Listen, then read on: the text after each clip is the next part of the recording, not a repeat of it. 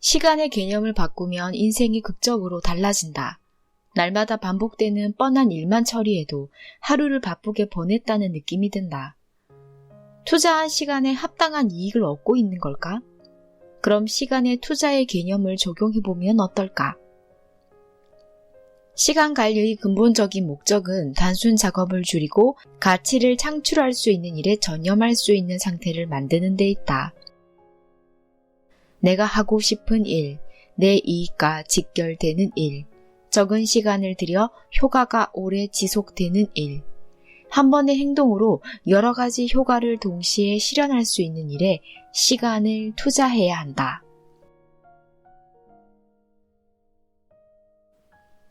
안녕하세요, 윤희입니다.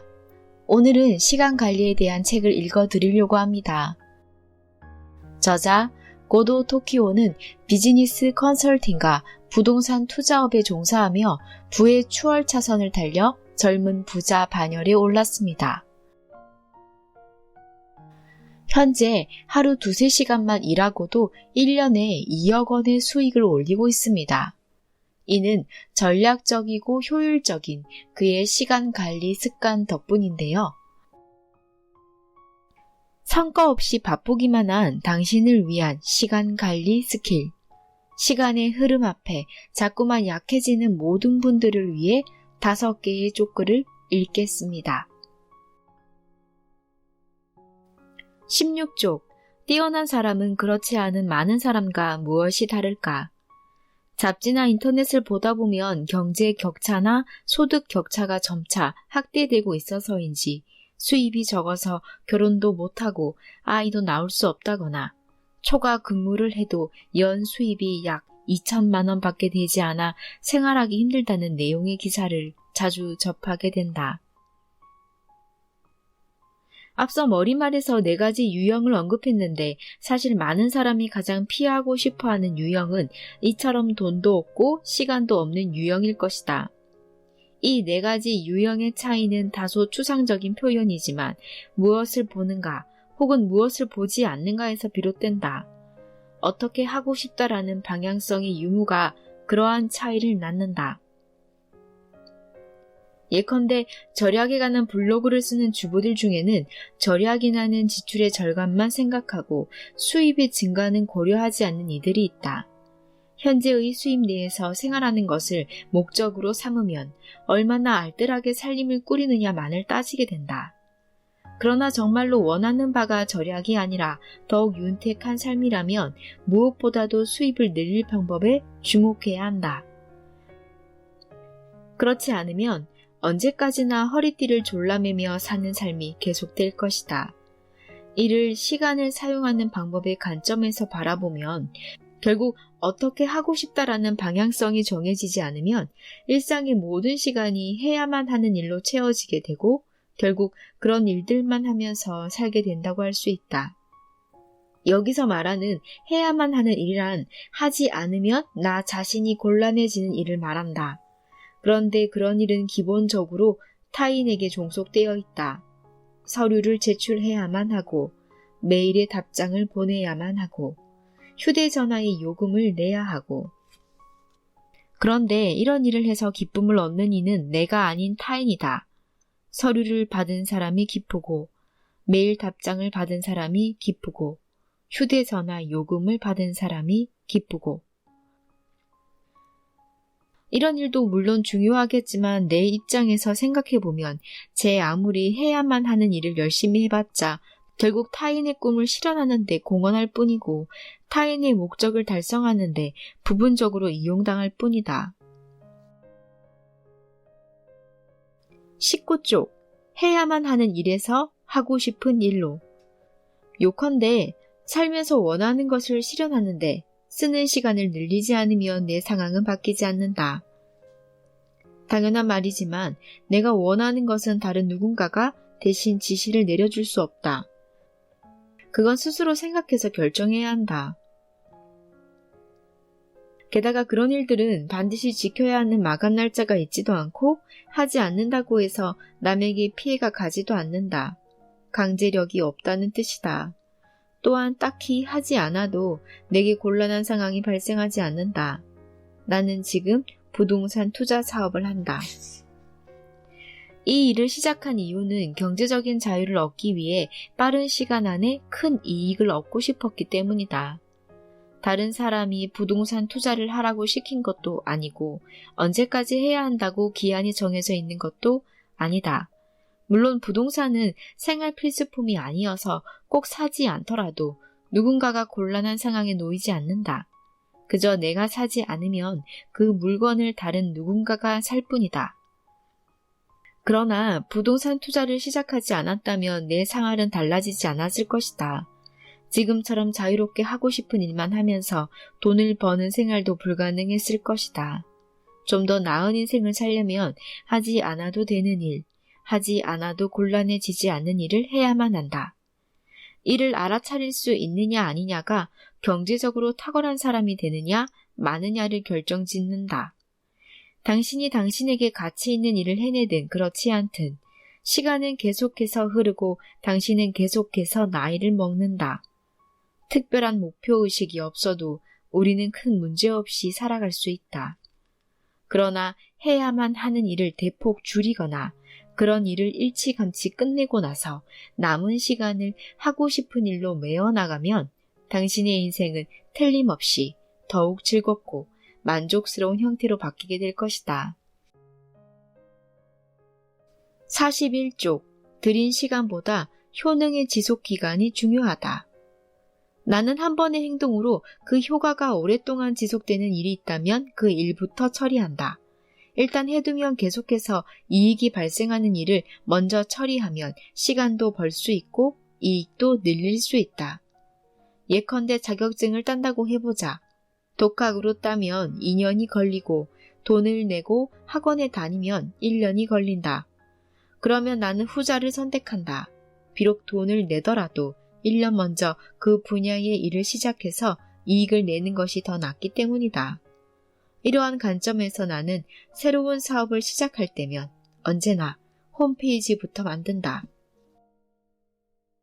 요즘에는 많은 사람이 물건을 살 때 인터넷으로 먼저 검색을 해서 조사한 후에 구입 여부를 결정한다. 홈페이지를 미리 만들어두면 구입 여부를 결정하는데 자료가 되는 정보를 제공할 수 있어서 이익을 내는데 유리해진다. 또한 웹사이트가 있으면 검색 엔진에 노출되어 더 많은 사람이 정보를 접할 수 있고 소문을 퍼뜨리는 사람도 늘게 된다. 어디 그뿐인가. 검색 엔진 최적화. 다시 말해서 검색 엔진에서 검색이 잘 되도록 하기 위해서라도 가장 먼저 홈페이지부터 만들어야 한다. 구글이나 야후 같은 검색 엔진들은 월드 와이드 웹을 탐색하는 컴퓨터 프로그램인 크롤러를 사용해서 정보를 모으는데 이러한 정보가 반영되어 검색 엔진의 상위에 오르려면 어느 정도 시간이 필요하다. 홈페이지부터 만들어두면 이러한 시간을 벌 수 있다는 장점이 있다. 나는 책을 쓰는 일도 우선해서 처리한다. 책은 출판하고 나서 시간이 지나더라도 일단 팔리기만 하면 서점에 계속 전시되기 때문에 몇 년 정도는 인쇄 수입을 기대할 수 있다. 또한 아마존과 같은 인터넷 서점에서는 중개자 역할을 맡아 중고책 거래를 돕기 때문에 절판이 되더라도 거의 영구적으로 독자를 확보할 수 있다. 장기간에 걸쳐서 내 책에 흥미를 느끼는 사람이 늘게 되면 증세하여 인쇄 수입을 얻을 수도 있다. 부가적 이득으로 책을 보고 강의 요청이나 인터뷰 제의가 들어오는 장점도 있다. 이처럼 한 번의 행동으로 그 효과가 오랫동안 지속되는 일이 있다면 그 일부터 처리해야 한다. 67쪽. 정보를 효율적으로 모으려면 질문을 잘해야 한다. 책이나 잡지, 인터넷 등에서 정보를 모으기는 매우 쉽다.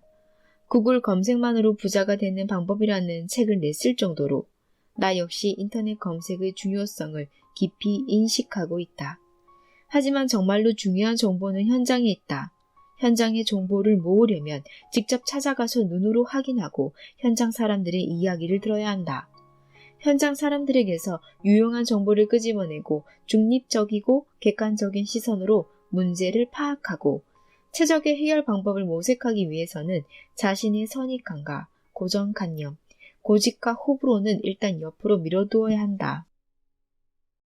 가령 세금이 왜 이렇게 높다고 생각하십니까? 라는 질문에는 세금이 높다는 전제가 깔려 있다.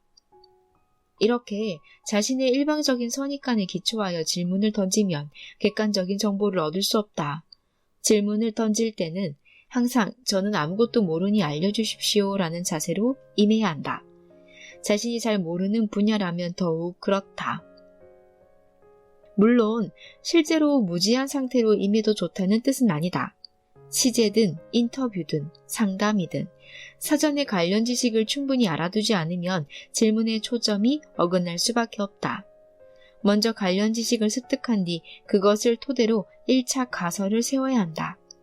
그리고 이 가설을 현장 사람들에게 던져서 실전과 어떤 차이가 있는지, 현장에서는 어떤 생각을 하고 있는지 알아보아야 한다. 이러한 문제가 일어날 수 있습니까? 이런 일도 있습니까?